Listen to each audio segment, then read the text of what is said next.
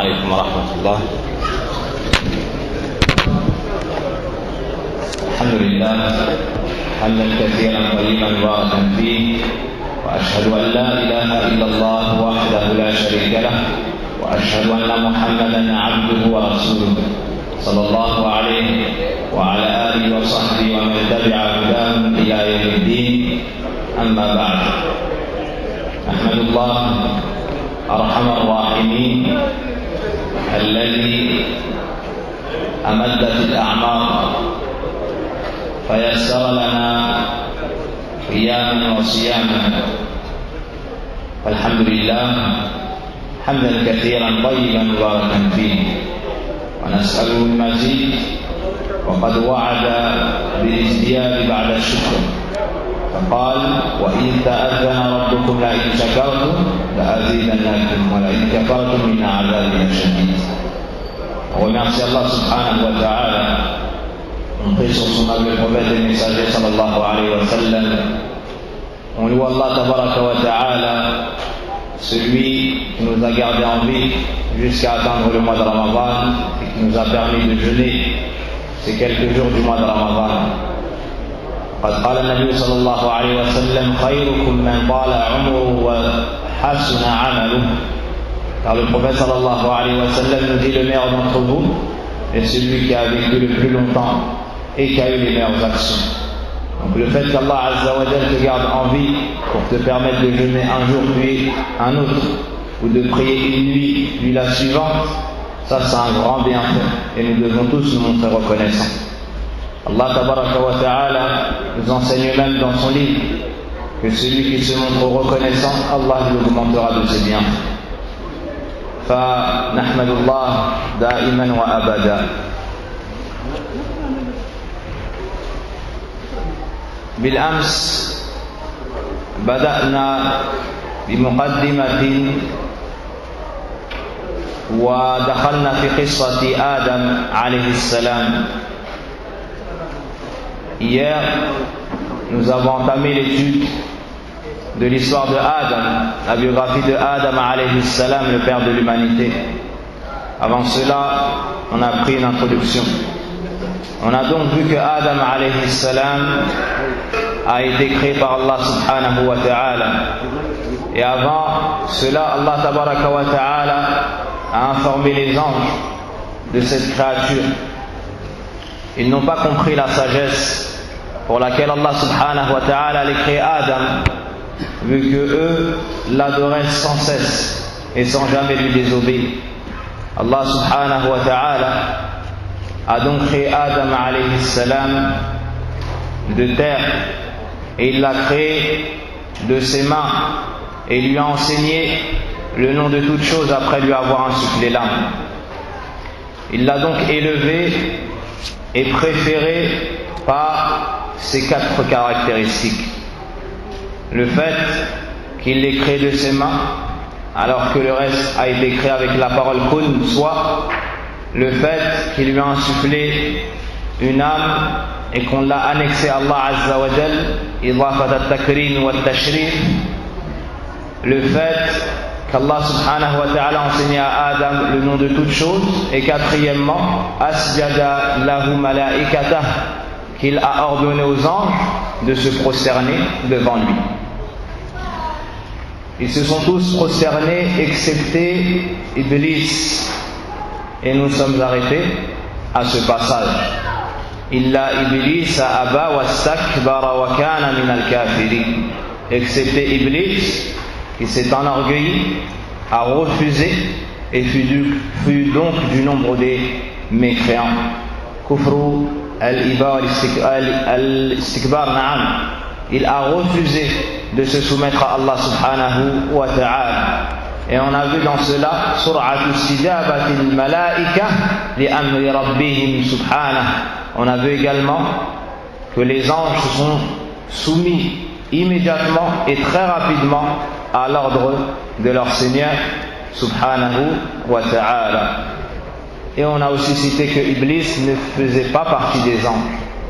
C'est un djinn, si ce n'est qu'Allah Azza wa Jalla l'avait élevé au niveau des anges, car il était très pieux et faisait nombreuses adorations. Lorsque Iblis, la'anahullah, a déclaré la guerre à Adam et sa descendance, a été jaloux de Adam,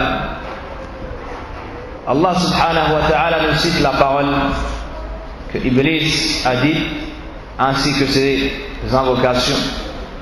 Parmi ceux-là, فَبِمَا أَغْوَيْتَنِ لَأَقْعُدَنَّ لَهُمْ صِرَاطَكَ الْمُسْتَقِيمَ ثُمَّ لَآتِيَنَّهُم مِّن بَيْنِ أَيْدِيهِمْ وَمِنْ خَلْفِهِمْ وَعَنْ أَيْمَانِهِمْ وَعَنْ شَمَائِلِهِمْ وَلَا تَجِدَنَّ أَكْثَرَهُمْ شَاكِرِينَ وَلَمْ يَقُلْ مِنْ فَوْقِهِمْ قال بعض أهل العلم لأن الرحمة تنزل من السماء. Ici, Iblis a fait la promesse d'égarer toute la descendance de Adam. A fait la promesse d'égarer toute la descendance de Adam en venant de par notre droite, notre gauche, devant nous, derrière nous. Et on remarque ici qu'il n'a pas dit au-dessus d'eux. Pourquoi cela? Certains savants ont dit car la miséricorde d'Allah Azza wa Jal vient d'en haut. Donc Iblis ne pourra pas se mettre ou venir au fils d'Adam par cet endroit. Il a donc demandé Anzirni ila yawmi yub'athu ila yawmi ddin. Il a demandé à Allah Azza wa Jal de lui accorder un répit. Et cela jusqu'au jour de la résurrection. Allah Azza wa Jal a décrété que Iblis allait donc rester. Et c'est une guerre qui ne s'arrête pas entre le fils d'Adam, la descendance de Adam alayhi salam, et Al-Shaytan. Al-Shaytan vient au fils d'Adam et essaye de le faire tomber dans le polythéisme. S'il n'arrive pas, il le fait tomber dans les grands péchés. S'il n'arrive pas, il le fait tomber dans les petits péchés. S'il n'arrive pas, il lui fait perdre son temps et l'occupe. Wahakada, le shaytan ne s'arrête jamais d'essayer de t'égarer. Au point où le prophète sallallahu alayhi wa sallam nous enseigne et dit que shaytan a dit à Allah Wa izzati la abrahu arwi ibadak ما دامت أرواحهم في أجسادهم فقال رب العزة والجبروت وعزتي وجلالي لا أزال أغفر لهم ما استغفروا. Subhanallah. Le prophète sallallahu alayhi wa sallam nous dit que Shaytan a dit à Allah subhanahu, par ta puissance je ne cesserai d'essayer de les égarer tant que leurs âmes seront à l'intérieur de leur corps. Allah tabaraka wa ta'ala a répondu, par ma puissance et ma magnificence, je ne cesserai de leur pardonner tant qu'ils me demanderont pardon. Donc, une des plus grandes forces que tu as contre Shaytan, c'est le fait de revenir vers Allah subhanahu wa ta'ala. Aussi, al-isti'adha min al-shaytan, le fait de chercher protection auprès d'Allah contre Shaytan. Également, al-tahassun bil-adhkar, al-sabah wal-masa wa hakadha qira'at al-Qur'an, le fait de réciter les invocations du matin après le Fajr et du soir après l'Asr, certains savants disent après le Maghrib. Tout cela est une protection. Également avant de dormir, au moment de te coucher.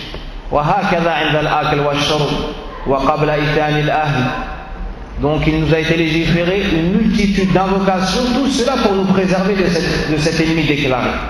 Et parmi les plus grandes causes pour être préservé de lui, at-tamassuk bi kitabi rabbil alamin al-Qur'an al-Karim, le fait de s'accrocher au livre d'Allah Azza wa Jal, particulièrement lire Surat al-Baqarah, Surat al-Imran, également Ayatul Kursi, le verset du trône, comme ils disent, Al-Mu'awwidhatayn, Qul a'udhu bi rabbil falaq, Qul a'udhu bi rabbin nas, également Ruqya al-Shar'iyya. Tout cela, fait partie des causes pour être préservé du shaytan. Et comme a dit l'Allama Ibn al-Qayyim, plus tu comprends ce que tu dis, plus ces invocations te seront profitables. Combien sont ceux qui disent, par exemple, avant de dormir, je récite Ayatul Kursi, mais il m'arrive quand même telle chose ou telle chose. Ces gens-là, en général, ils n'ont pas la compréhension de ce qu'ils récitent. Ou bien il y a des mawani', des choses qui empêchent les faits, comme le manque de concentration, ou les péchés, ou le fait de ne pas être dirigé entièrement vers Allah subhanahu wa ta'ala. Tout cela diminue l'effet de cette protection. وَلَا يَظْلِمُ رَبُّكَ أَحَدًا. Et on a cité le hadith dans Sahih Muslim, lorsque le serviteur lit un passage où il y a une sajda, une prosternation, qu'il se prosterne, pardon. ماذا يعتزل الشيطان يبكي يقول ويله أمرت بالسجود فأبيت فلي النار أو قبل ذلك أمر ابن آدم بالسجود فسجد فله الجنة وأمرت بالسجود فأبيت فلي النار.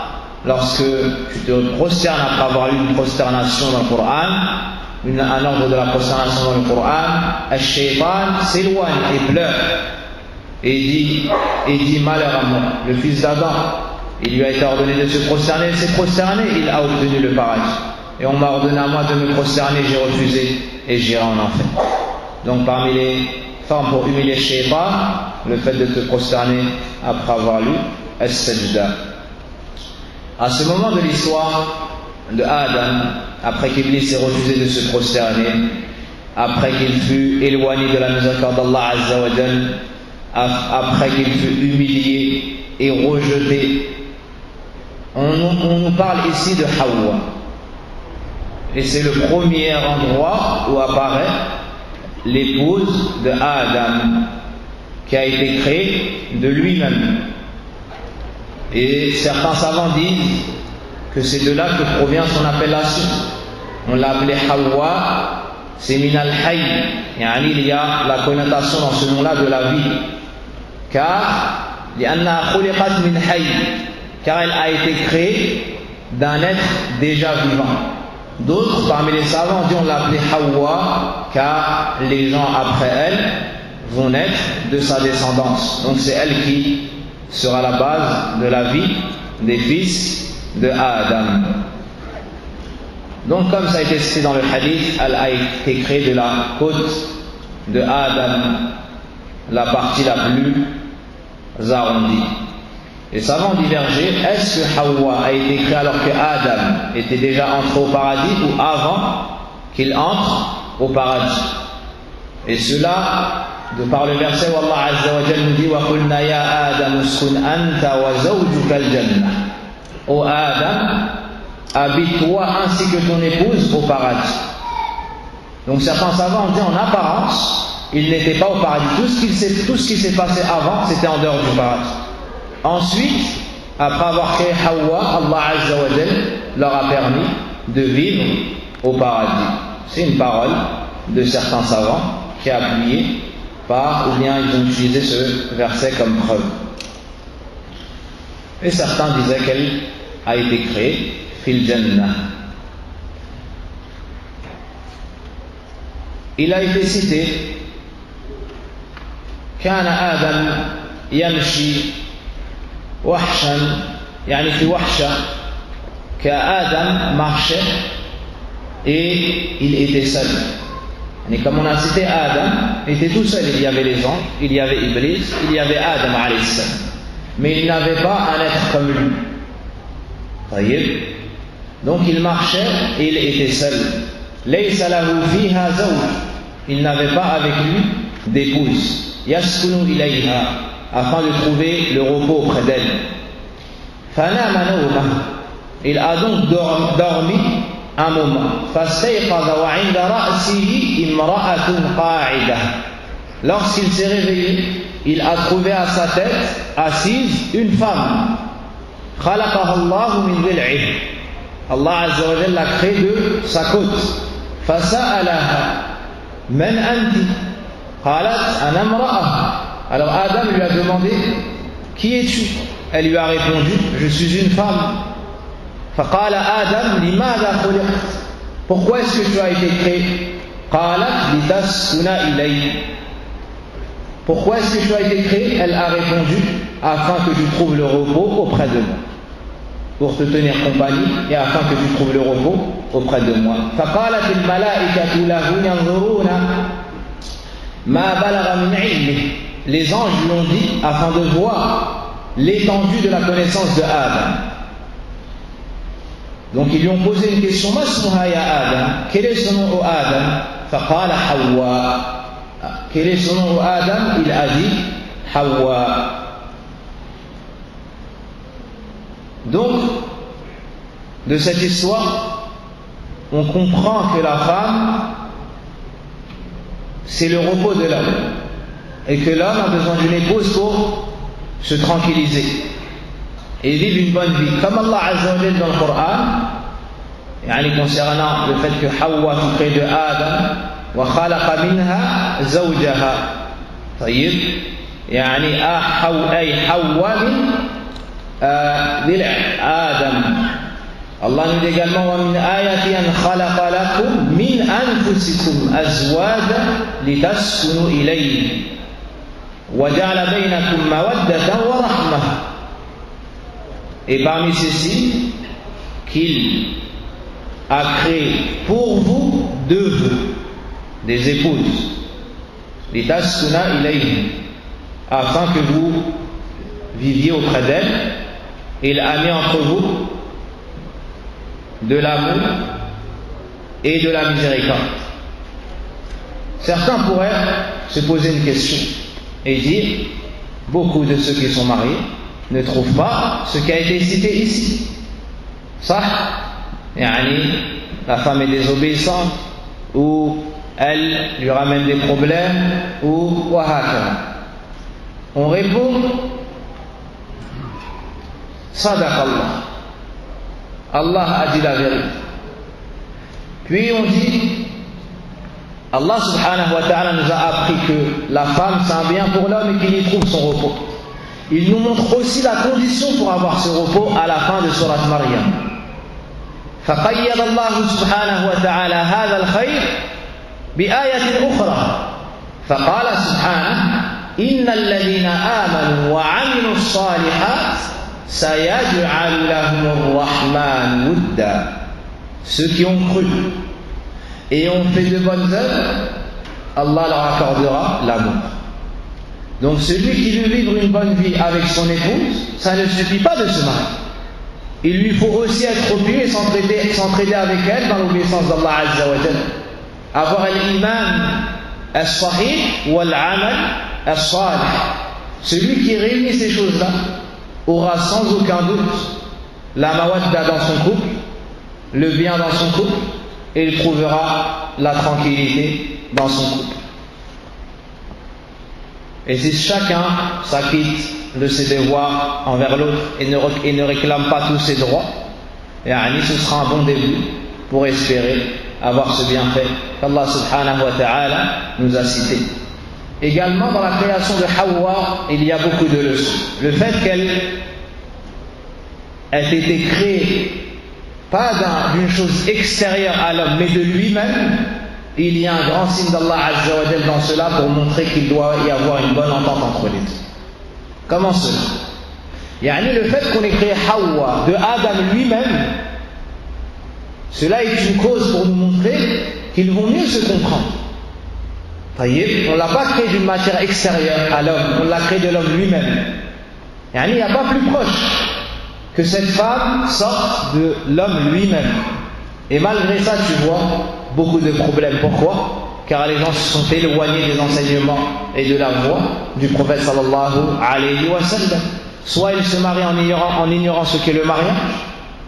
La femme se marie et elle veut faire ce qu'elle faisait avant son mariage, ou elle ne veut pas obéir à son mari, ou bien ce genre de paroles, ou bien l'homme se marie et il veut continuer à vivre une vie de célibataire, ou il veut ne pas avoir à dépenser pour cette femme, ni lui accorder le moindre temps. Ça ramène des soucis. Il ne connaît pas ses droits ni ses devoirs, elle ne connaît pas ses droits ni ses devoirs, et ensuite ça ramène de nombreux problèmes. Dans cela, il y a également une grande sagesse, c'est l'ordre qui est ici fait à l'homme. Ceux qui ont un manque de raison lorsqu'ils voient le hadith, que la femme a été créée de la côte et la partie la plus arrondie, c'est la côte. Ils disent, mais c'est un manque de respect envers la femme et ce genre de parole. Cela est la parole des ignorants. Ou pire encore de ceux qui essayent de détourner les femmes musulmanes de la droiture de l'islam. Mais les savants qui ont étudié ce hadith nous montrent qu'ici, en vrai, il y a tout le bien pour la femme, car on informe l'homme que la femme est différente de lui. Il devra donc se montrer patient avec elle et lui faire de bonnes recommandations. Il devra donc ne pas attendre d'elle la perfection, car cela n'est pas possible, tout comme lui ne pourra pas être parfait dans l'acquittement de ses devoirs. Donc dans ce hadith, il y a beaucoup de science.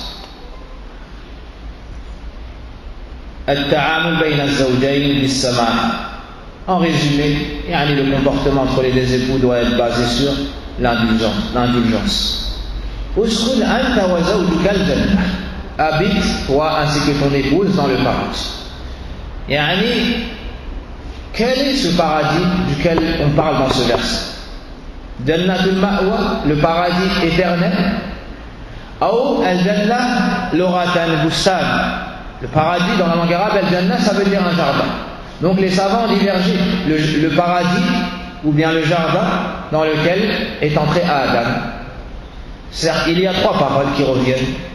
Bustan fi sama, al-qawl al-thani bustan fi al-ard, wal-qawl al-thalith wa huwa qawl al-jumhur madha al-Jannah, yani al-ma'ruf. Donc les savants divergent en trois paroles. La première parole, c'est un jardin dans les cieux. La deuxième parole, un jardin sur la terre. Et la troisième parole, qui est la vie Mada, qui a été retenue par la plupart des savants, c'est le paradis connu. C'est le paradis éternel. Dans ce paradis, Allah subhanahu wa ta'ala a permis à Adam et Hawa tout ce qui s'y trouvait, excepté un seul arbre. Un seul arbre. Quel est cet arbre? Certains disent c'était l'arbre, d'autres. Ibn Kathir et d'autres ont dit Allah subhanahu wa ta'ala n'a pas cité cet arbre car il n'y avait pas d'intérêt pour nous. Et tout ce sur quoi nous sommes dus, c'est qu'on n'en avait pas besoin pour adorer Allah Azza wa Jalla. Donc il n'y a pas de nécessité à chercher quel était cet arbre, de quelle sorte, quels en étaient ses fruits, et ainsi de suite. Ce qui importe, c'est de savoir qu'Adam alayhi salam avait le droit à tout dans ce paradis, excepté un arbre. Al-Shaytan waswasa li Adam wa Hawa. Al-Shaytan a insufflé de mauvaises choses à Adam et Hawa, en essayant de leur faire désobéir à leur Seigneur. Car Allah avait dit وَلَا تَقْرَبَا هَذِهِ الشَّجَرَةَ فَتَكُونَ مِنَ الظَّالِمِينَ. Ne vous approchez pas de cet arbre, ne vous approchez pas de cet arbre.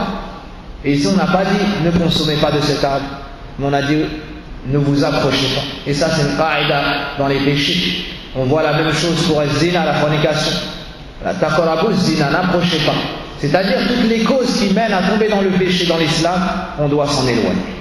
Par miséricorde pour le serviteur, Allah Azza wa Jalla ne t'a pas interdit juste de les pécher, mais il t'ordonne et il t'encourage à t'éloigner des causes pouvant mener au péché. Ya ayyuhalladhina amanu la tattabi'u khutuwati ash-shaytan. Ô vous qui avez cru, ne suivez pas les pas du diable. Donc Ash-Shaytan leur est venu et leur a enjolivé le fait de s'approcher de l'arbre et d'en consommer. Adam alayhi salam savait que cet arbre lui était interdit car Allah lui a interdit. Comment se fait-il qu'il a donc transgressé cet ordre? Parce que Shaytan n'a cessé de lui enjoliver cette chose. Adam a résisté, Hawa a résisté. Les savants ont cité que la cause qui a fait que Adam a consommé de cet arbre, c'est ce qui a été cité dans Surat al-A'raf. Surat al-Baqarah a été cité dans de nombreux endroits du Coran, dans le Baqarah, dans l'A'raf, dans Taha et dans d'autres. On a donné au prophète sallallahu alayhi wa sallam régulièrement ce dont il avait besoin au moment où il en avait besoin. Et le musulman à la fin réuni l'histoire en prenant tout le Coran. Donc, dans Surat Taha, ماذا فوسوس إليه الشيطان. Je vous ai dit l'Araf, pour ce que je voulais dire, c'est dans Surat Taha, verset 120. فوسوس إليه الشيطان قال يا آدم هل أدلك على شجرة الخلد وملك لا يبلى. الشيطان a dit à Adam: ô Adam, ne vais-je pas t'annoncer l'arbre de l'éternité et de la royauté qui ne s'arrêtera jamais. Adam est dans le paradis, tout lui est permis. Son seul souhait, c'est quoi? D'y rester éternellement. Alors le shaytan est rentré par cette porte. Si tu manges de cet arbre, tu ne sortiras jamais du paradis. Et tu seras ici éternellement. Et dans Surat Al-A'raf, فَقَاسَمَ لَهُمْ, il a juré. Adam n'a pas pensé une seconde qu'une créature pouvait jurer par Allah en mentant. Donc lorsque le shaytan a juré, c'est là que Adam l'a suivi. Que s'est-il passé? Les savants ont dit que Hawa est la première à avoir pris de l'arbre. C'est pour cela que le prophète sallallahu alayhi wa sallam a dit: لولا حواء لم تكن امرأة زوجها. Ne c'était Hawa, aucune femme n'aurait induit son mari en erreur.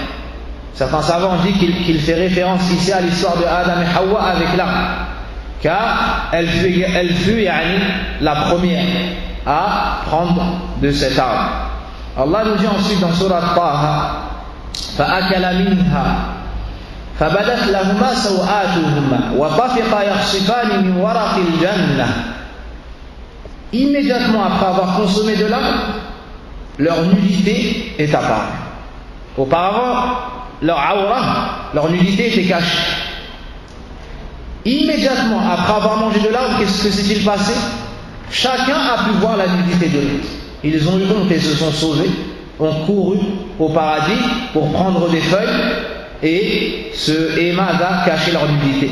Comme Allah subhanahu wa ta'ala nous cite cela dans le Coran: فَعَصَى آدَمُ رَبَّهُ فَغَوَى ثُمَّ اجْتَبَاهُ رَبُّهُ فَتَابَ وَهَدَى.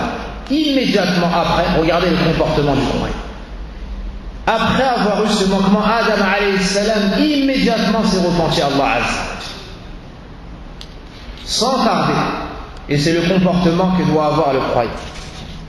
On n'attend pas du fils d'Adam qu'il soit infaillible. Il n'y a que les messagers qui sont ma'soum. Mais le croyant doit être patient devant la désobéissance. Et lorsqu'il tombe dans le péché, il doit immédiatement se rappeler de son Seigneur. Se rappeler de ses bienfaits, de son manque de reconnaissance, également se rappeler de sa colère s'il lui désobéit et persiste dans sa désobéissance. Donc le serviteur revient vers Allah subhanahu wa ta'ala.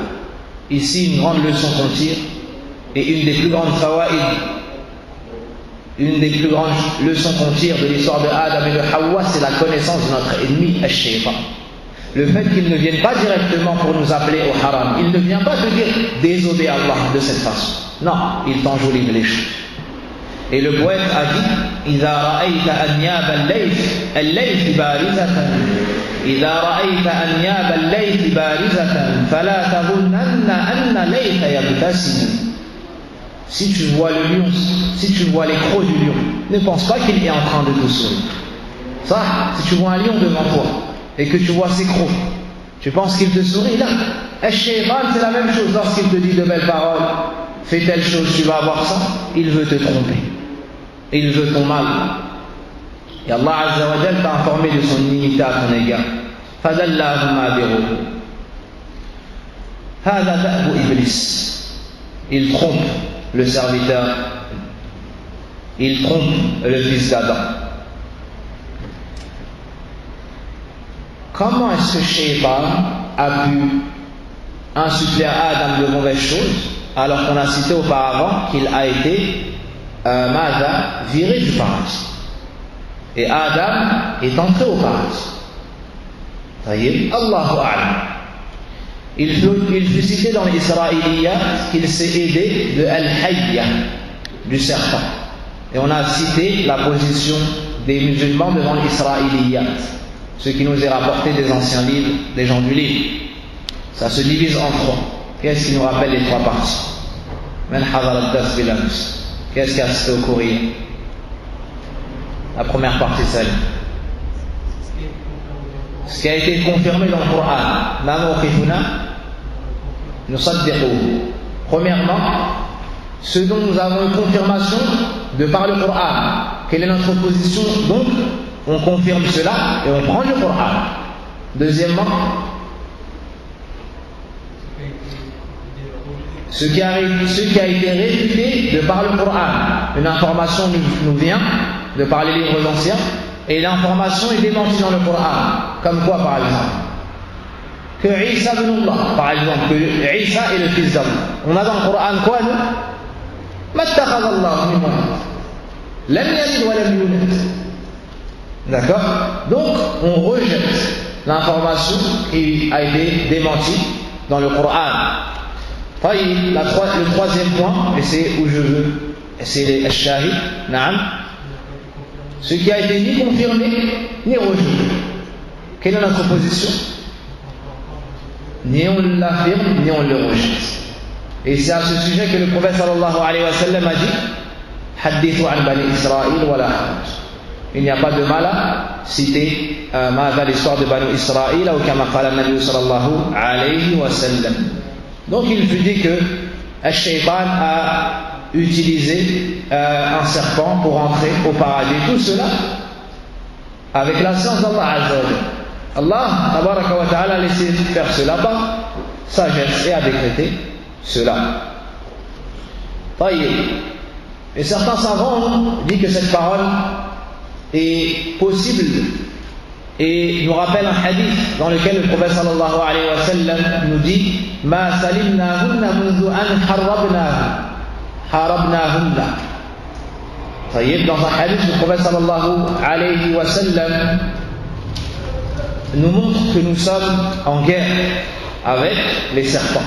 Certains savants donc disent que ça rejoint la qissa qui a eu lieu au paradis.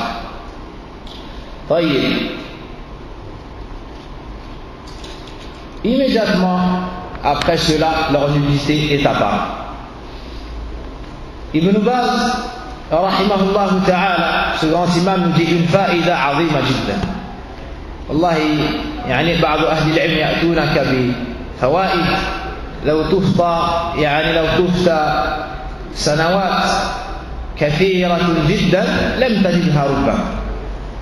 Les grands savants ou les savants, les gens de science t'amènent sur un plateau de la science. Peut-être que si tu avais passé ta vie à la chercher, tu ne l'aurais pas trouvée.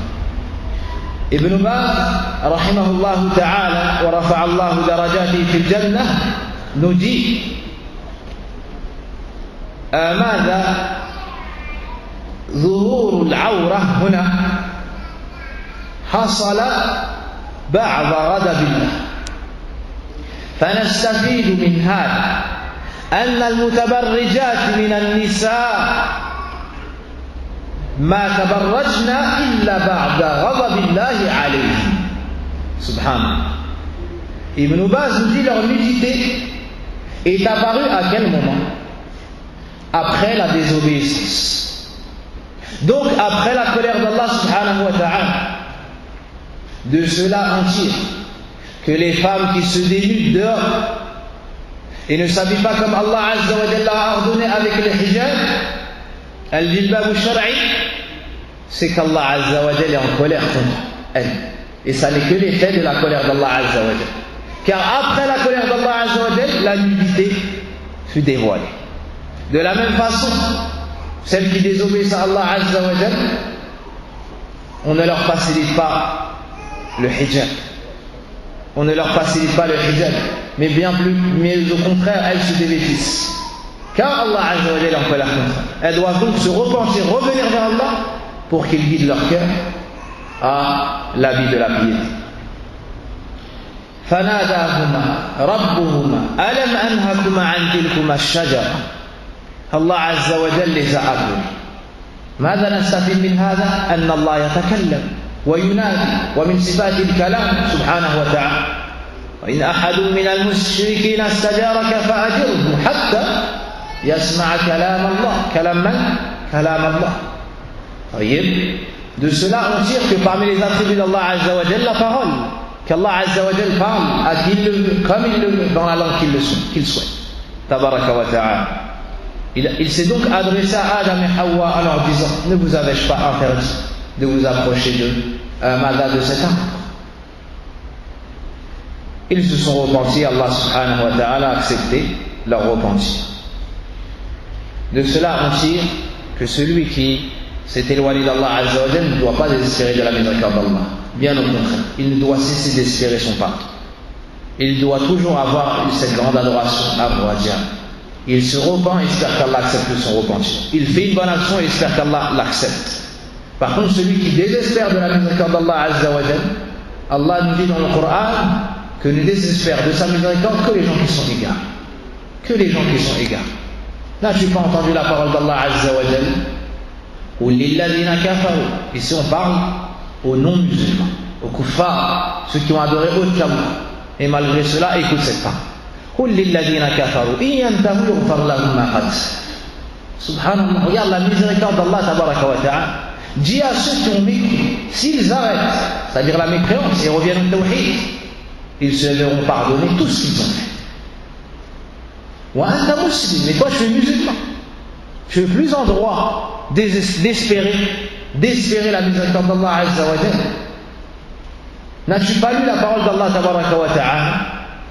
قل يا عبادي الذين أسرفوا على أنفسهم لا تقنطوا من رحمة الله إن الله يغفر الذنوب جميعا إنه هو الغفور الرحيم.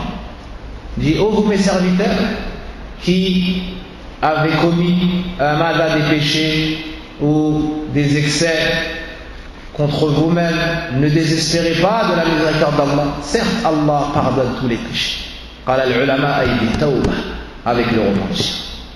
Innahu huwal ghafurur rahim. Et celui qui meurt sans s'être repenti est sous la volonté d'Allah, tant qu'il n'a pas de shirk. Si Allah veut, lui pardonne directement et lui fait rentrer au paradis. Et dans le cas contraire, il le châtie pour son péché puis le met au paradis.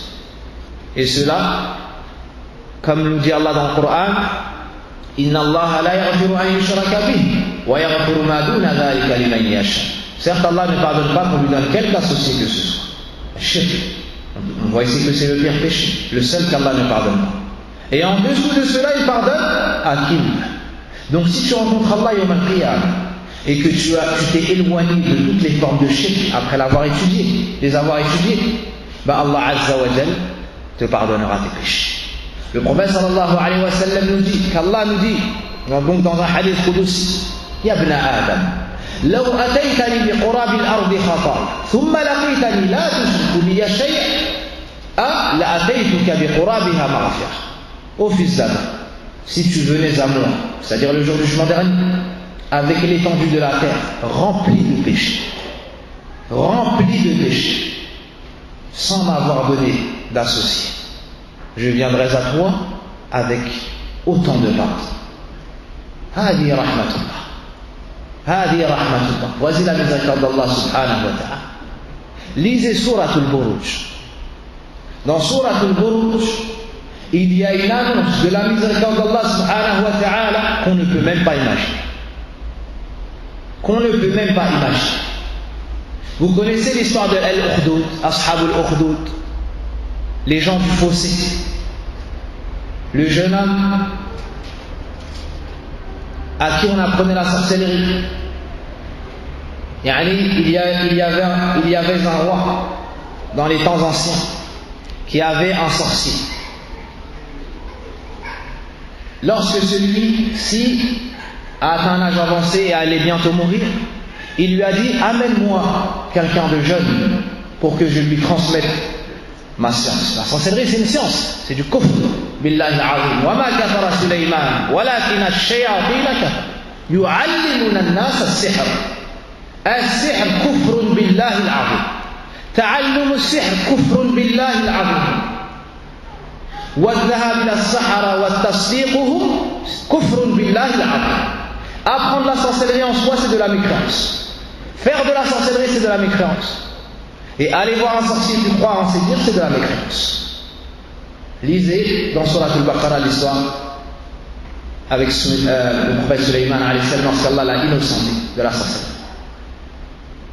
Et le hadith du prophète sallallahu alayhi wa sallam nous dit: celui qui va voir un devin ou un voyant, il croit en ses dires, a mécru à ce qui a été révélé à Mohammed sallallahu alayhi wa sallam. Ce sorcier a enseigné à cet enfant. Cet enfant en chemin croisait quelqu'un qui était resté sur l'islam. Et cet homme lui parlait d'Allah et de l'unité d'Allah, et que tous ceux qui étaient adorateurs d'Allah ne méritaient pas l'adoration. Ça a plu à l'enfant, car c'est la fitra. Ça a plu à l'enfant. L'enfant a donc cru en Allah d'un culte sincère. Mais il avait encore des doutes. Un jour en chemin, il y a eu une bête qui empêchait les gens de passer. Une grande bête. On n'a pas réussi à la déplacer.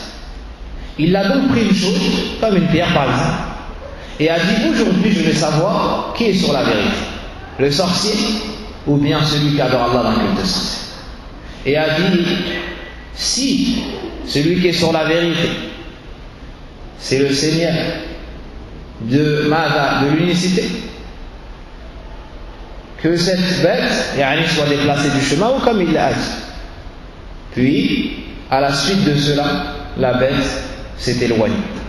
Et les gens ont pu passer. Lorsqu'ils ont vu ce miracle, ils ont cru en Allah Azza wa Jalla d'un culte sincère. Le roi, lorsque cette information lui est parvenue, s'est mis en colère, car c'était un tarot qui obligeait les gens à l'adorer en dehors d'Allah Azza wa Jalla et ne permettait pas qu'Allah soit unifié d'un culte sincère. Il a donc ramené cet enfant et lui a dit: d'où est-ce qu'il tire cette science? Il a essayé de le tuer, mais il n'a pas réussi. Il lui a dit de renier l'unité d'Allah Azza wa Jalla, comme c'est le cas dans certains endroits. On prend les musulmans, on les torture pour qu'ils délaissent la ilaha illallah. Comme cela fut le cas du temps du prophète sallallahu alayhi wa sallam. Comme fut tué martyr Sumayya wa Ammar radiyallahu anhuma et d'autres parmi les compagnons. Pourquoi? Illa an qalu rabbuna Allah. Parce qu'ils ont voulu dire que notre Seigneur c'est Allah, le seul qui mérite d'être adoré. Pourquoi est-ce qu'on torture les musulmans? Parce qu'ils ont dit la ilaha illallah. Cela fut le cas pour ce jeune homme. Le roi a ordonné à ses gardes de partir avec cet enfant, d'aller loin sur la mer et de le juger. L'enfant a dit: Ya Allah, ikfini bima shi'ta minhu. Ya Allah, préserve-moi d'eux par ce que tu veux. Allah Azza wa Jalla l'a sauvé, l'enfant est revenu. Lorsque le roi l'a vu, il s'est étonné. Qui est-ce qui t'a sauvé? Il a dit: mon Seigneur. Ensuite, il a ordonné à ses gardes de le prendre et de monter au sommet le plus haut et de le jeter. Soit il délaisse al-tawhid, soit vous le jetez du haut de la montagne. Arrivant au haut de la montagne, il a fait dua, a invoqué Allah Azza wa Jalla seul sans associer, Allah l'a sauvé. Encore une fois. Il est revenu. Le roi s'est étonné: qu'est-ce qui t'a sauvé? Qala Rabbi, mon Seigneur. La seule divinité qui mérite l'adoration, Allah subhanahu. Ensuite, il a dit au roi: sache que tu ne pourras jamais me tuer sauf si tu fais ce que je vais te dire. Il lui a dit quelle chose? Il lui a dit: tu réunis tout le monde. Pourquoi réunir tout le monde? Pour iqamatul hujja, pour appeler le plus de monde possible au tawhid. Comme a dit Moussa alayhi salam à Fir'aun. Le combat avec Sahara, il a demandé que cela soit fait à quel moment? Il lui a dit: réunis tout le monde au matin, pour qu'il y ait tout le monde, pour que tout le monde voie le signe d'Allah Azza wa Jalla et revienne au tawhid. Il lui a dit: tu réunis tout le monde, tu prends cette flèche de mon carquois, tu dis Bismi Rabbil Ghulam, tu me vises de cette flèche en disant par le Seigneur du jeune homme. Si tu fais cela, tu réussiras à me tuer. Alors le roi s'est exécuté. L'enfant a voulu cela pour guider les gens de tawhid. Un enfant qui se sacrifie pour da'wah tawhid. Et aujourd'hui tu trouves des ignorants qui disent le tawhid c'est bon, on a compris. Ou bien des gens qui veulent s'approprier la da'wah et n'étudient pas le tawhid ni l'appellent au tawhid. Aïe da'wah hada? Une da'wah qui ne repose pas sur le tawhid, c'est une da'wah fâche. Ça n'est pas la da'wah des prophètes et des messagers. وَلَقَدْ بَعَثْنَا فِي كُلِّ أُمَّةٍ رَسُولًا أَنِ اعْبُدُوا اللَّهَ وَاجْتَنِبُوا الطَّاغُوتَ. Nous étudions l'histoire des prophètes Et Allah nous enseigne que dans chaque communauté, un messager leur est venu pour dire quoi? Adorez que Allah. Et éloignez-vous de tout ce qui adore en dehors de lui. Pour la ilaha illallah. Le roi a donc visé l'enfant par cette flèche et il l'a tué. Le roi s'est réjoui de cela. Mais il s'est passé ce qu'il n'avait pas prévu. Wallahu ya'lam wa antum la ta'lamun. Lillahi al-hikmatul baligha. Que s'est-il passé? Lorsque les gens ont vu cela, ils ont dit Amanna bi rabbil ghulam. Ils se sont tous convertis à l'islam. Et on dit nous avons cru au Seigneur de l'enfant. Le roi les a torturés. Il leur a dit sortez de l'islam. Ils ont refusé. Il a dit creuser. Il a dit à ses gardes creuser des fossés, des tranchées. Ils se sont exécutés. Il ne s'est pas arrêté là. Attiser les tranchées. Allumer un feu ardent et immense. Et ils se sont exécutés. Ensuite, il a dit prenez tous les croyants, tous les gens du Tawhid, tous les gens de la ilaha illallah et jetez-les dans le feu. Sauf s'ils reviennent sur cela et reviennent à la mécréance. Alors ils ont pris les gens et les ont jetés en groupe dans le feu. Et ils sont morts ainsi sur la ilaha illallah. Comme on a pu témoigner de certains de nos frères en Syrie. Rahimahumullah. Wa dafa'allahu anhu. Puis, il y a eu une femme avec son enfant. Elle a hésité à rentrer dans le feu. Alors Allah subhanahu wa ta'ala a mis un miracle pour raffermir cette femme, une karama. Il a fait parler son enfant. Un enfant allaité, un enfant au berceau. Allah azza wa jalla l'a fait parler. Qu'est-ce qu'il a dit? Isbiri ya umma fa innaki ala al-haqq. Patiente, ô ma mère, car certes tu es sur la vérité. Al-tawhid, c'est le haqq. ذلك بأن الله هو الحق وأن ما يدعون من دونه الباطل وأن الله هو العلي الكبير. Alors la femme avec son nouveau-né est rentrée dans le feu. Elle est rentrée dans le feu de dunya et a choisi le feu de dunya pour éviter le feu de l'akhirah. La ilaha illallah. Regardez cette femme. Et aujourd'hui, j'entends des femmes dire je ne mets pas le hijab parce qu'il fait trop chaud. Regardez cette femme, elle est rentrée dans le feu de dunya pour éviter le feu de l'au-delà. Et la femme ose dire je ne mets pas le hijab car j'ai trop chaud. Elle doit mettre le hijab pour éviter le feu de l'au-delà.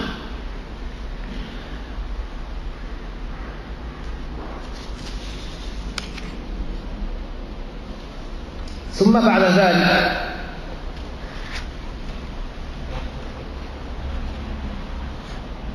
ici dans cette sourate Al-Buruj,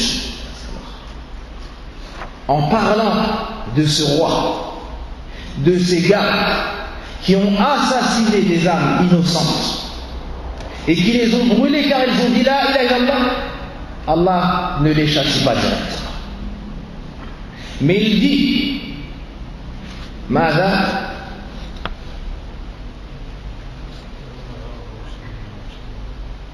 إن الذين فتنوا المؤمنين والمؤمنات ثم لم يتوبوا سبحان الله ثم لم يتوبوا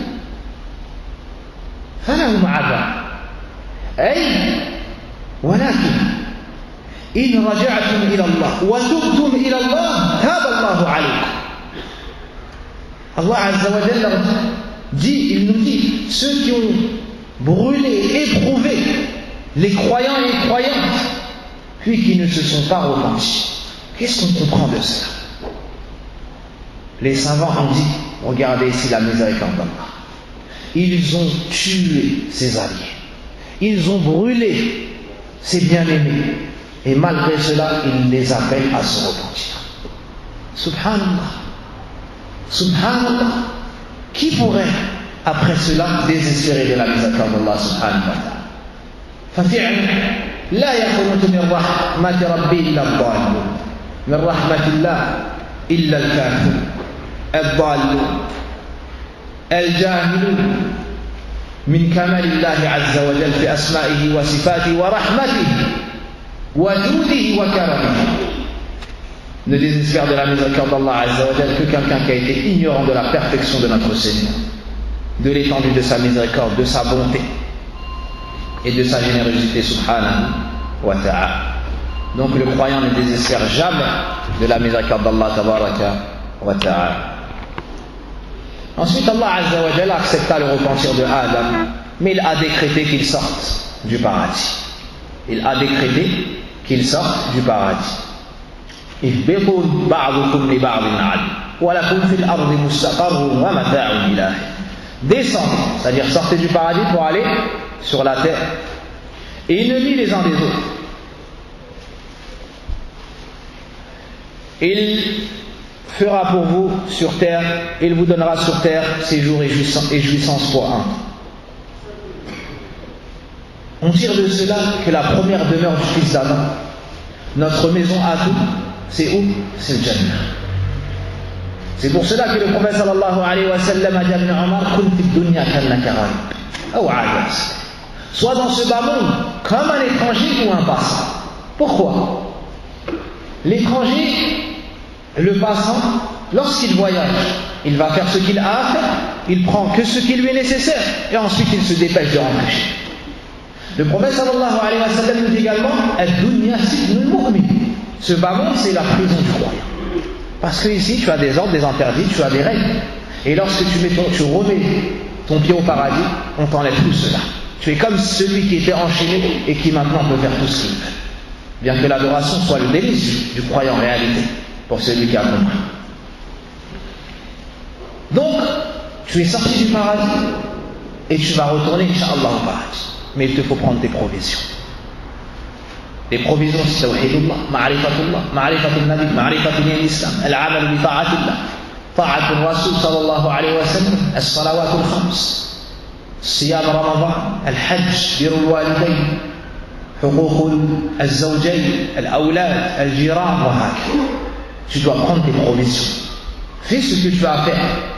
Remplis ta mission, ta muhimma, et ensuite, bi'idhnillah, tu reviendras au paradis. Dans le cas contraire, Allah Azza wa Jalla nous menace d'un feu ardent, wal'iyadu billah.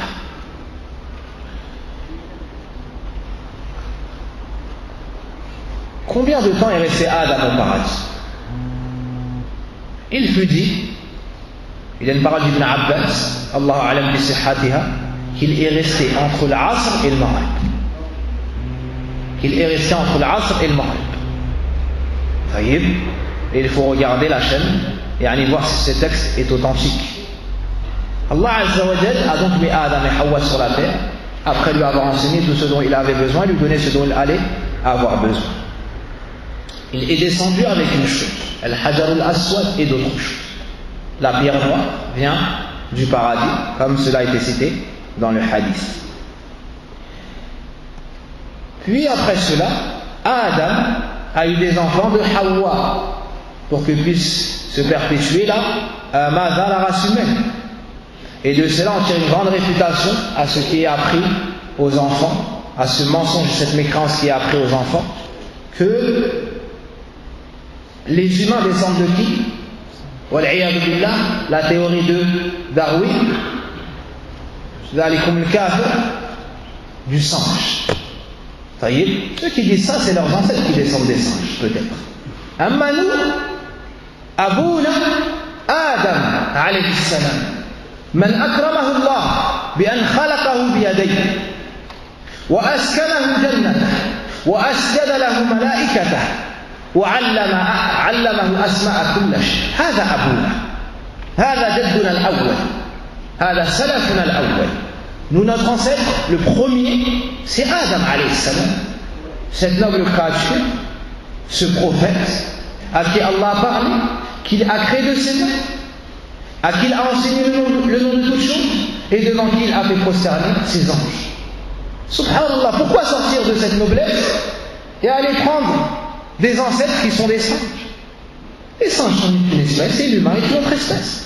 Et ils disent non, mais en fait il y a eu l'évolution, ce qu'ils appellent l'évolution. Si ça c'est l'évolution, vos uqul, votre raison est allée dans le sens contraire de l'évolution.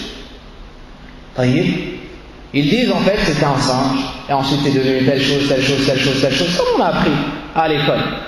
Comment certains étaient en train d'apprendre le Coran, et qui était le Prophète sallam, qui était yani ahkam ad-din, on était en train d'apprendre le Salopithèque, wa kada, wa kada, wa kada. Ils disent il y a eu une évolution. Donc il était à quatre pattes, ensuite il s'est levé, ensuite les poils sont tombés, ensuite. D'accord. Les savants ont dit tout simplement, cette évolution depuis le singe jusqu'à Adam, d'accord, ça fait combien de siècles? D'accord. La suite de l'évolution, pourquoi est-ce que ça s'est arrêté alors? Pourquoi aujourd'hui on n'a pas 5 bras, par exemple? Et pourquoi pas, وهكذا. هذا الكلام باطل يرده القرآن يرده السنة ترده السنة والفطر. طيب. Cette parole-là, elle est batil. Il faut apprendre aux enfants al-aqidah as-sahiha.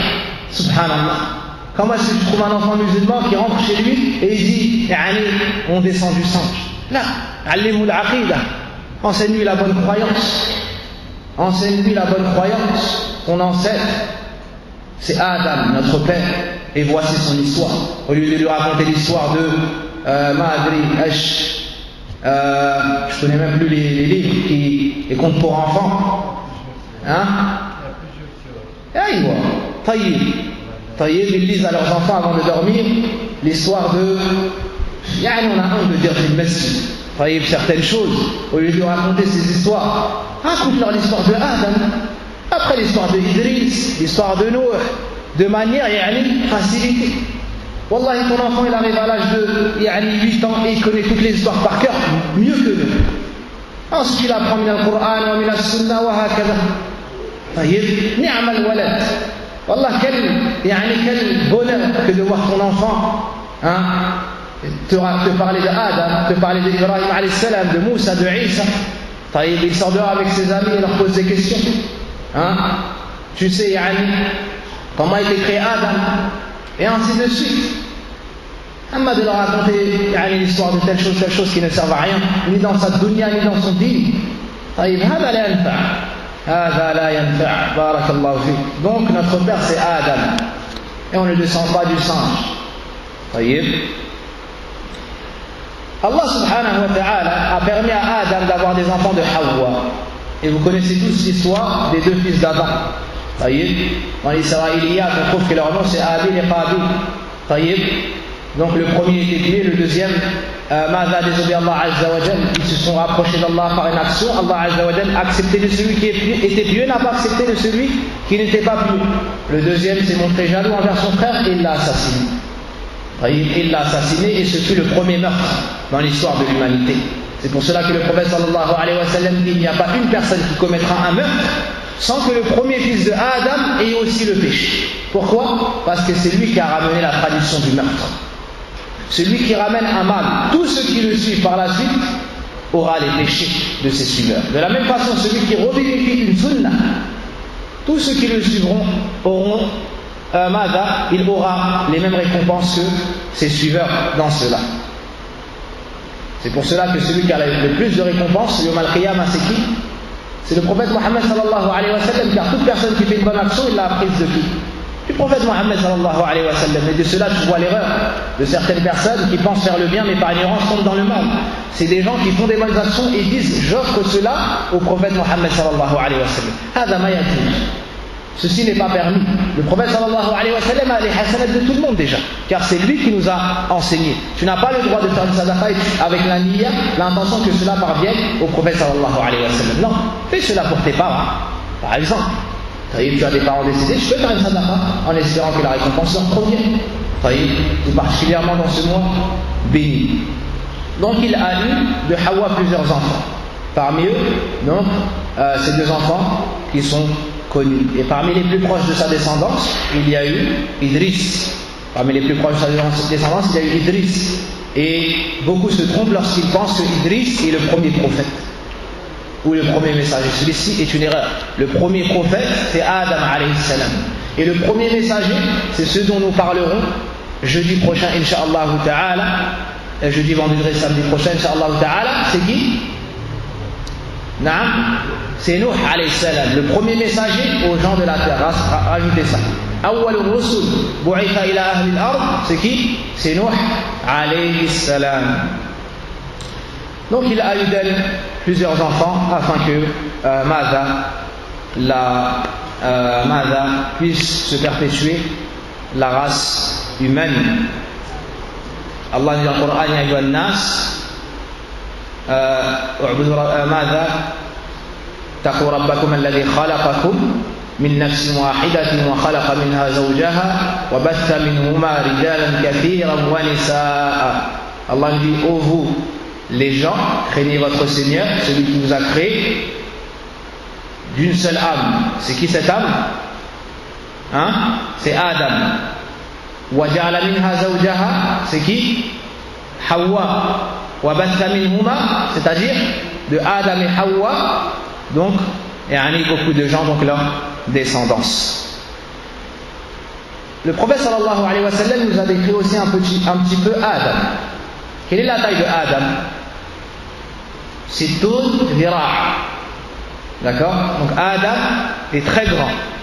Et on nous informe que les gens du paradis, lorsqu'ils rentreront au paradis, auront l'image de qui? L'apparence de qui? De Adam. Ala surati abihim Adam tulu sittun dhira'. Donc les gens avant étaient très grands. Et lorsqu'ils entreront au paradis, ils seront à l'image de Adam alayhi salam. On tire de cela que Adam a la meilleure apparence. Qui est le plus beau? Yusuf alayhi salam ou Adam? Parce qu'on a le hadith qui nous dit que Allah azza wa jalla a donné à Yusuf la moitié de la beauté. Donc qui est le plus beau entre Adam et Yusuf alayhi salam? Yusuf, tu dis? Donc on rentre dans le Jannah, mais avec la moitié de la beauté donc seulement. C'est ce que tu penses? Mais quand on rentre au paradis, on a l'image de Adam. Au Jannah, tu as la perfection. Certains savants, pour expliquer cela, ont dit on a donné à Yusuf la moitié de la beauté, c'est-à-dire la moitié de la beauté de qui? De Adam alayhi salam. Pour joindre entre les différents hadiths. Est-ce qu'on tire de cela une autre question? Je ne sais pas quand vous allez partir comme ça. Est-ce que ça veut dire que Yusuf alayhi salam et Adam sont plus beaux que le prophète sallallahu alayhi wa sallam? On a du mal à dire cela.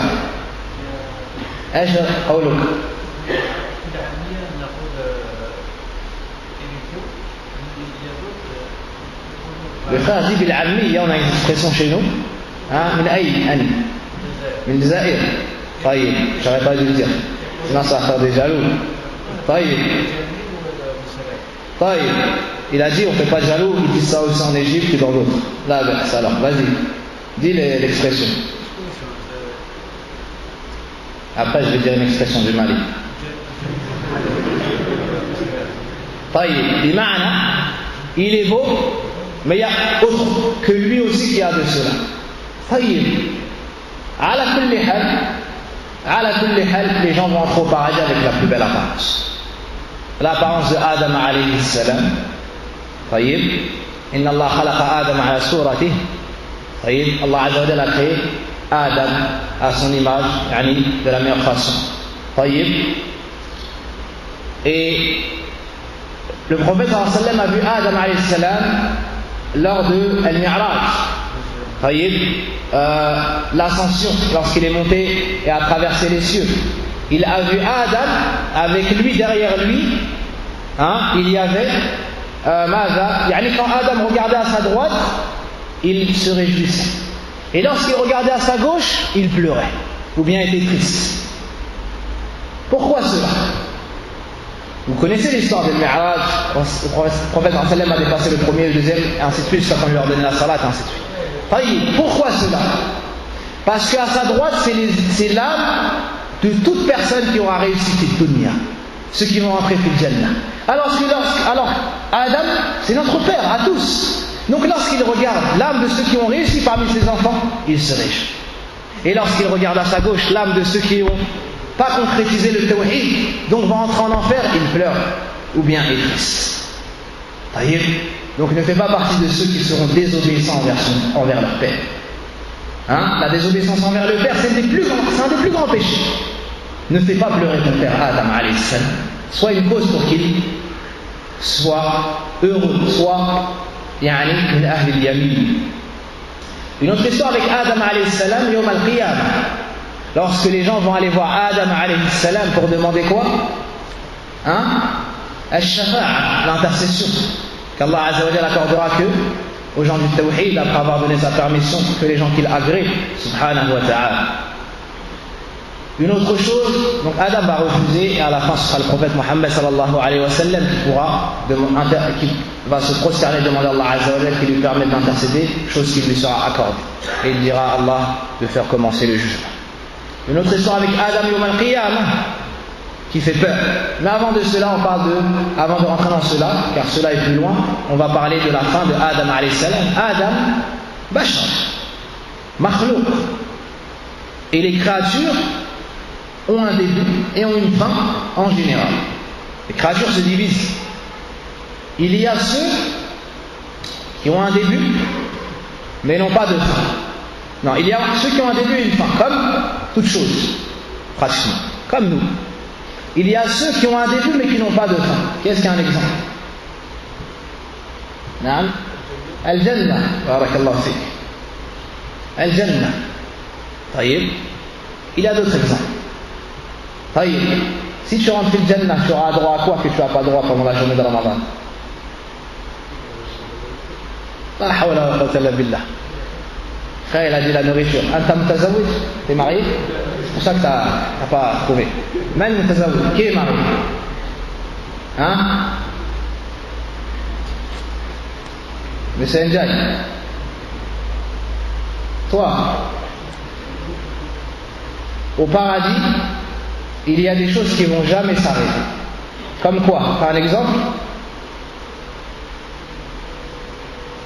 Tu vois pas? Taïb.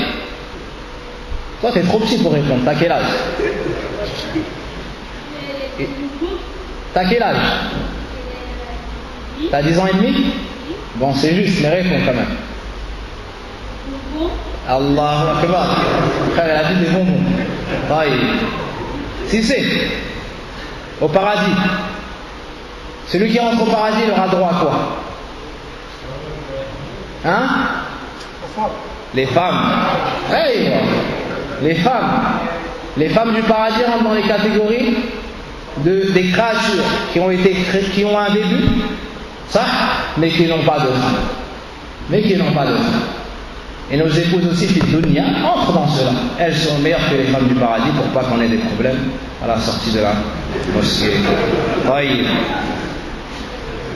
y a un hadith, pas pour sauver ma peau, il y a un hadith sahih. La femme de dunya, elle sera meilleure que la femme qui est fil jannah. Donc Adam a atteint un âge très avancé, il y a environ 930 ans. Environ 930 ans. Ensuite, il est tombé malade et il décéda. Et ce sont les anges qui l'ont lavé, qui l'ont... comment est-ce qu'on dit? Kafano en français? Salim, traducteur. Allah alam. Ça prouve que le kamel, fil ilmillah. Enseveli, ou bien comment on dit en français? Ils l'ont mis dans le drap. Voyez? Déjà que je ne suis pas fort en français, en plus avec le jeune, ça montre notre faiblesse devant la science d'Allah Azza wa Jalla. Ensuite, ils ont prié sur lui. Voyez? Pour conclure, Yawm al-Qiyamah, une chose qui rentre la crainte dans le cœur de celui qui croit en Allah et au jour dernier. Un hadith authentique dans lequel le prophète sallallahu alayhi wa sallam nous dit que Allah Yawm al-Qiyamah va s'adresser au Père de l'humanité, à Adam alayhi salam, et va lui dire: Ya Adam, ô Adam, fais sortir la part de ta descendance qui rentrera dans le feu de l'enfer. La ilaha illallah. Et on sera tous là. Imagine cette situation, subhanallah. Vous imaginez cette situation? Le Père de l'humanité qui reçoit la responsabilité, parce que le Père, c'est lui le responsable.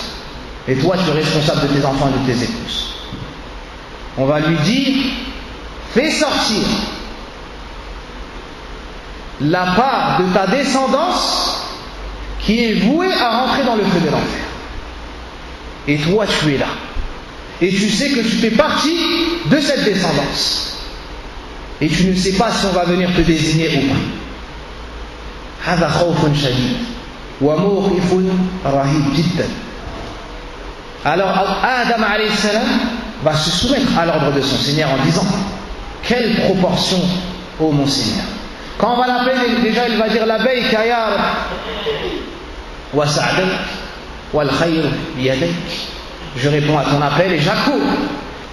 Et tout le bien est auprès de toi, oh mon Seigneur. Quelle proportion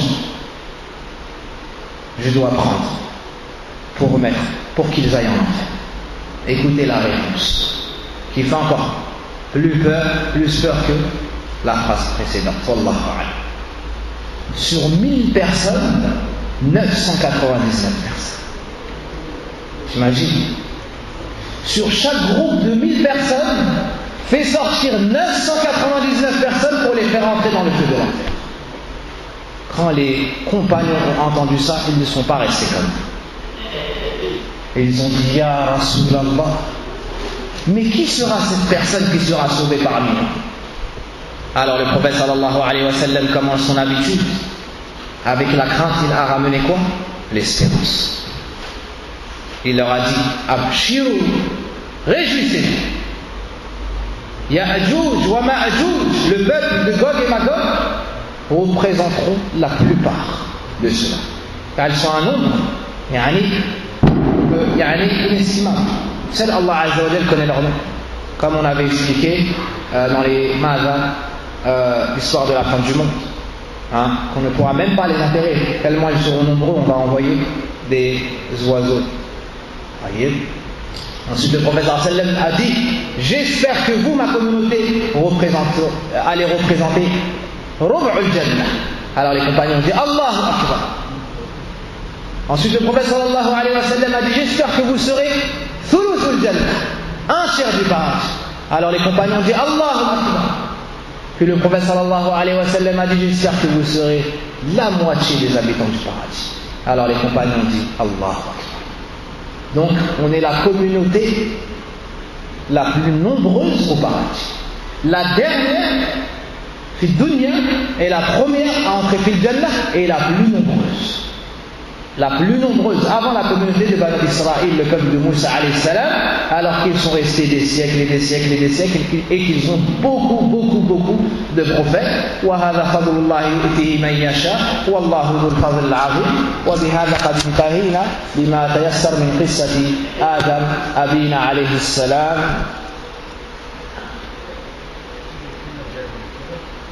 نعم. ترجع إلى الدرس إن شاء الله. طيب في علامة الساعة فصلنا كل ذلك. هم من بني آدم. Ce sont des Ya'juj wa Ma'juj font partie de la descendance de Adam alayhi salam. D'accord? Comme a dit le prophète sallallahu alayhi wa sallam. طيب. Ce sont deux peuples. Ça c'est leur nom. طيب. Et leur nom a un sens. Min ajjat nar. طيب. Ce nom-là, il y a un sens. Voyez. Donc de l'histoire de Adam, on a pris beaucoup de leçons. Et rappelez-vous ce que nous avons dit au début du cours, on ne lit pas comme on lira un autre livre, mais on lit afin de tirer profit de ces leçons. Parmi ces leçons, on les a citées, mais on se le rappelle brièvement en quelques secondes, que le premier homme c'est Adam alayhi salam, c'est le père de l'humanité. Qu'Allah Azza wa Jalla l'a élevé et honoré par plusieurs caractéristiques, notamment 4. Pardon. Enfin. Parmi les fawaïd, le fait que Hawa soit la mère de l'humanité, qu'elle a été créée de l'homme, et que de cette histoire on tire la bonne entente entre l'homme et son épouse, et le fait que l'homme doit se montrer indulgent envers son épouse et savoir qu'elle est différente de lui, qu'elle ne pourra pas être avec lui à la perfection, tout comme lui ne pourra pas atteindre cela. On tire de cette histoire l'inimité de Shaytan à l'égard de Adam alayhi salam et de sa descendance, car il voit qu'il était meilleur que Adam et que la cause de sa sortie du paradis c'est Adam. On voit aussi qu'on doit connaître notre ennemi afin de nous en préserver. On a tiré de cela que parmi les attaques de Shaytan il y a le fait d'enjoliver les choses au fils de Adam. Donc la personne doit savoir qui est son ennemi et comment s'en préserver. Et bien là ça sera l'objet d'une khutbah, Inch'Allah ta'ala. De cette histoire, on tire également que celui qui fait une faute, il doit revenir rapidement auprès d'Allah Azza wa Jalla, et celui qui se repent, Allah accepte son repentir. On tire également la grande miséricorde d'Allah Azza wa Jalla, le fait qu'il ne châtie pas directement son serviteur, mais il le laisse pour voir s'il revient. Allah Azza wa Jalla bi kulli shay'in alim. On tire de cela les effets de la désobéissance. Regardez, Adam alayhi salam était fil jannah, et il a fini sur terre malgré qu'il a effectué un repentir. Et cela est un signe pour nous dire, si Adam alayhi salam, votre père, celui que j'ai créé de ma main, celui devant qui j'ai fait se prosterner les anges, celui que j'ai comblé par de nombreuses particularités, pour une désobéissance, j'ai décrété qu'il soit sur terre, que dire alors de nous? Que dire alors de nous? Donc de cela il y a une grande faïda, comme a dit Ibn al-Qayyim dans le Fawaïd, ou bien le Jawab al-Kafi, le fait de ne pas se sentir à l'abri et de dire que ça n'est qu'un péché. N'as-tu pas vu qu'Allah Azza wa Jalla a fait sortir Adam pour une seule faute? Une faute. Regardez la finalité de cette chose. Que dire alors nous de nos péchés? Qui peut dénombrer ces péchés? Une faute. Regardez la conclusion. N'avez-vous pas vu qu'Allah Azza wa Jalla a fait rentrer en enfer une femme à cause d'un chat qu'elle a gardé, emprisonnée, ni elle ne l'a laissé sortir pour ni elle ne l'a laissé sortir pour manger de la terre, des choses de la terre, ni elle l'a nourrie. Pour cela Allah l'a mis en enfer. Une faute. N'avez-vous pas vu que Iblis était au rang des anges et il était élevé, et pour une faute il a refusé de se prosterner, il est rentré dans la malédiction d'Allah Azza wa Jal, il est rentré dans l'éloignement d'Allah Azza wa Jal, et il va rentrer en enfer. Une faute, subhanallah. Donc ça met la crainte dans le cœur du fils d'Adam. Voyez, dans le cœur du fils d'Adam. Voyez, parmi les grandes fawaïd qu'on tire de cela, c'est la cause qui a poussé, la gravité des choses qui ont poussé Ash-Shaytan à se comporter ainsi. Un grand problème communautaire, ce qu'on appelle le racisme. Ash-Shaytan, c'est l'ancêtre des racistes. Toute personne qui est raciste, qu'il sache que son salaf c'est Shaytan. Voyez, qu'a-t-il prétexté pour refuser ce doute? Je suis meilleur que lui, tu m'as créé de feu et lui tu l'as créé de terre. Il a fait du fanatisme. Et aussi l'ancêtre des muta'assiba min al-mubtadi'a, c'est Shaytan. Ceux qui suivent aveuglément et qui sont tombés dans le fanatisme de leur shirk et ainsi de suite, et lorsqu'on leur montre la sunna, ils disent oui mais shirk a dit ça, ou bien ils s'accrochent à des gens en dehors du prophète sallallahu alayhi wa sallam. Ils ont une ressemblance avec Al-Shaytan.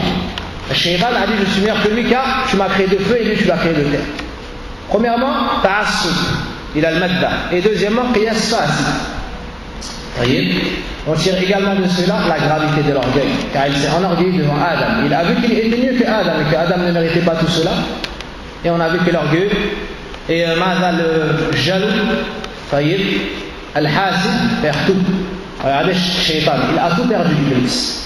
Voyez, nombreux sont les fawaïd, on va s'arrêter ici pour que ça ne soit pas trop long sur vous. Voyez, ونحمد الله سبحانه وتعالى الذي يسر لنا هذا المجلس الذي فيه نتذاكر ما أنعم الله سبحانه وتعالى علينا من نعمة الإيمان ومن نعمة بعثة المرسلين ونسأل الله تبارك وتعالى أن يعيننا على ذكره وشكره وحسن عبادته.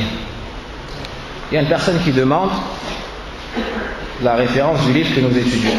Ça n'est pas basé d'un seul livre.